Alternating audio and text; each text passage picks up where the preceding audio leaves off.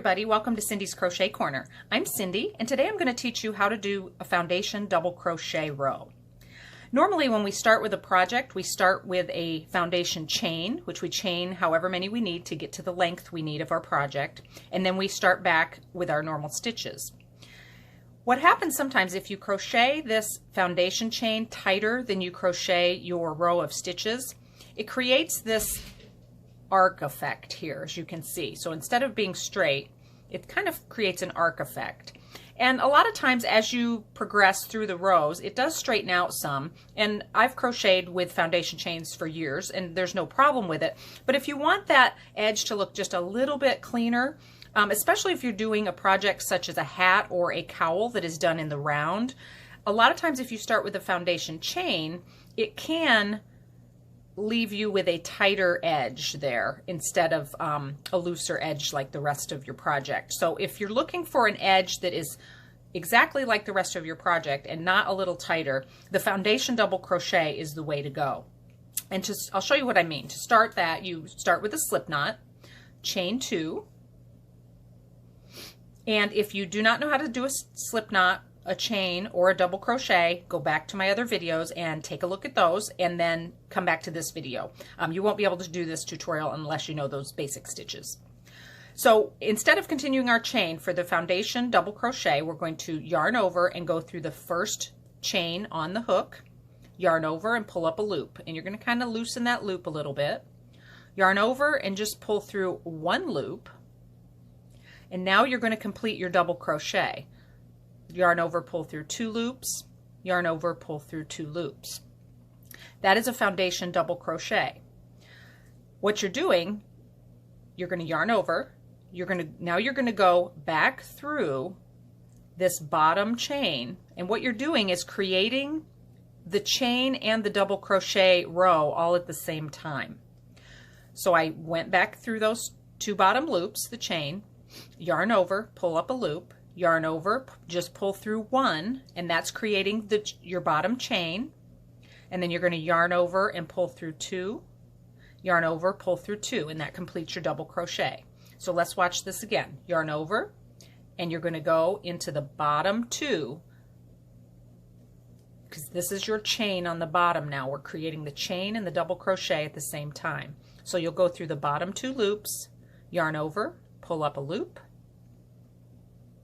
yarn over, just pull through 1, creating your bottom chain, yarn over, pull through 2, yarn over, pull through 2. Let's watch that again.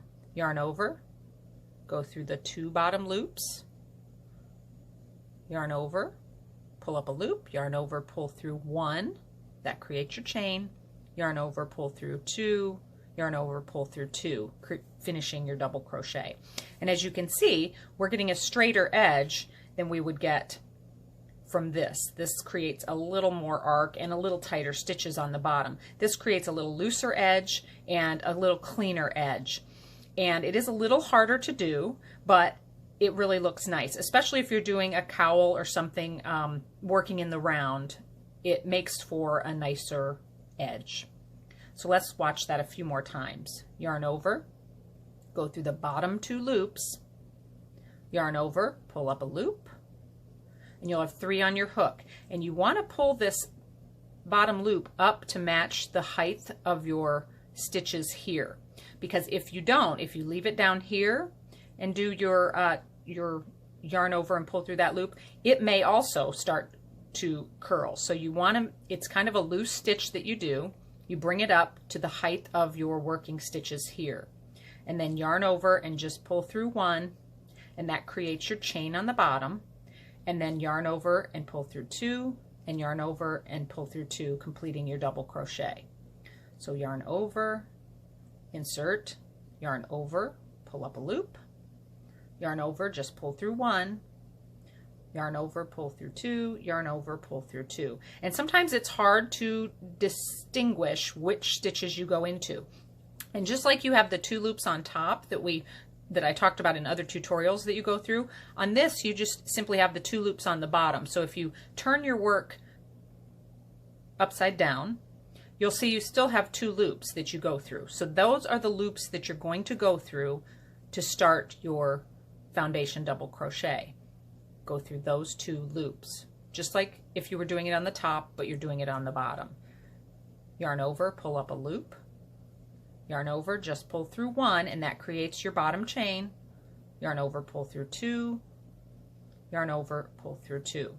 You can also do this stitch with half double crochet, single crochet, and triple crochet, and it's the same principle. You still go through these bottom loops, and you always pull up a chain first to create your bottom chain, and then you finish your stitch. And I'm going to do several more of these, and then I'm going to show you what you do when you are crocheting in the round. For instance, if you're making a cowl like I'm doing right now, you have to connect when you're crocheting in the round. You have to join your the last row, the last stitches, to your first stitches to create a circle or the round, and I'll show you what I mean. And normally you just join with a slip stitch, but with the foundation double crochet it's a little different. So I'm just going to get a few stitches here, and you can continue on with your stitches. You can pause if you need to and then come back. I'm just going to do enough so that I can create a circle and show you what I'm talking about when we join. Now if you were going to, let's get back here, okay. If you were going to do rows, you would just simply chain 2, and then you would turn your work and continue back this way. But if you're going to work in the round, you want to join these together to create a circle. Normally you would just slip stitch across and create the circle. Let me show you what I mean by that. Normally you would just go into these first and create a circle, but as you see with the foundation double crochet, you have the bottom is open, and you could come back and sew that later, but instead of doing that, a better way is to just crochet the bottom first. So you're going to start your double crochet foundation stitch just like you would, go through those bottom 2 loops, and then bring the beginning stitches, the beginning of your project, up to the end of your project, and you're going to go through the first stitch here. Actually, I like to go through the first chain, not the, make sure you're not going through the slip knot stitch. You can do that, but it'll leave a little gap. So I like to go through the first stitch, the first chain, and then you're going to pull up the loop through all of those, through the first chain and your last one, and then you're going to yarn over, pull up 1 loop, just like you were doing before, and then yarn over and finish your double crochet. And then you see you're connected on the bottom. So now you're connected on the bottom, and now we just connect on the top as we normally would with a slip stitch. So you just go to the top 2 and you pull through, and now you've got a complete circle connected at the bottom and the top. If you do not understand how to do a chain stitch or how to do a double crochet stitch, go back, like I said, and look at my other videos. I'll put links in I'll put links in the description box below, but I'll also put links throughout this video so that you can click on those if you need to learn the double crochet stitch or the chain stitch. But this is the foundation double crochet, and it works in a lot of different projects, and I hope you enjoyed this video. I will put links to my social media sites and my Etsy shop down below in the description box. If you like this video, hit the like button and subscribe to my channel. It helps me provide more videos for you, and we look forward to seeing you next time. Thanks. Have a great day.